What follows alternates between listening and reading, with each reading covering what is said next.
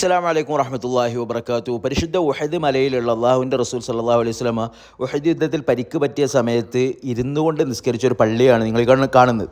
അതായത് നിങ്ങൾ ചോദിച്ചു അപ്പോൾ പള്ളി എവിടെയെന്ന് ചോദിക്കും. അതായത് ഈ കാണുന്ന ചെറിയ കല്ലുകളൊക്കെ എടുത്തു വെച്ചിട്ടുള്ള ഈ പള്ളിയുടെ പേരാണ് മസ്ജിദുൽ ഫസഹ് അല്ലെങ്കിൽ മസ്ജിദ് ഉഹദ് എന്നൊക്കെ പറയുന്ന പള്ളി. ഇന്ന് ഞാൻ ഈ പള്ളിയെക്കുറിച്ച് പറയാനോ അല്ലെങ്കിൽ ഈ പള്ളിയുടെ ചരിത്രം പറയാനോ എന്നല്ല, ഇത് ഒരുപാട് തവണ ഞാൻ എൻ്റെ വ്ളോഗിലൊക്കെ പറഞ്ഞിട്ടുള്ള. ഇപ്പോൾ ഈ ഇതിൻ്റെ ലൊക്കേഷനോട് ചോദിച്ചാൽ റസൂലുള്ളാഹി സ്വല്ലല്ലാഹു അലൈഹി വസല്ലം ഉഹദ് യുദ്ധത്തിൽ പരിക്ക് പറ്റിയിരുന്ന ഗുഹ എന്ന് പറയുന്നത് ആ കാണുന്ന ഗുഹയാണ്.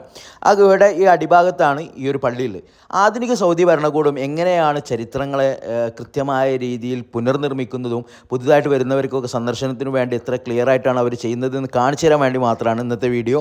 ഈ പള്ളിയുടെ ആധുനിക രൂപം കണ്ടാൽ നിങ്ങൾ നെട്ടും. ഇതൊരു വർഷം മുമ്പ് ഞാനെടുത്ത വീഡിയോ ആണ്. പുതിയ പള്ളിയുടെ രൂപം എന്ന് കാണിച്ചു തരാം. പഴയ പള്ളിയുടെ മെഹ്റാബും കാര്യങ്ങളൊക്കെയാണ് നിങ്ങളിപ്പോൾ കണ്ടുകൊണ്ടിരിക്കുന്നത് കേട്ടോ. ഈ കാണുന്ന രീതിയിലാണ് ഇപ്പോൾ പുനർനിർമ്മിച്ചതിൻ്റെ ശേഷം ഈ ഒരു ഭാഗത്തെ വ്യൂ എന്ന് പറയുന്നത്.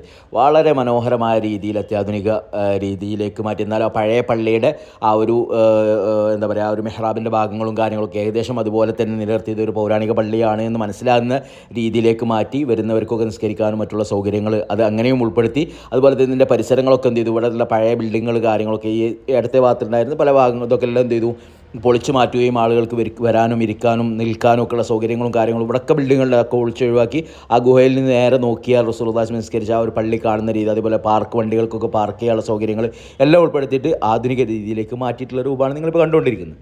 പരിശുദ്ധ മക്കയിലെയും മദീനയിലും ഒരുപാട് ചരിത്ര സ്ഥലങ്ങൾ ഈ രീതിയിൽ അവർ മാറ്റിക്കൊണ്ടിരിക്കുകയാണ്.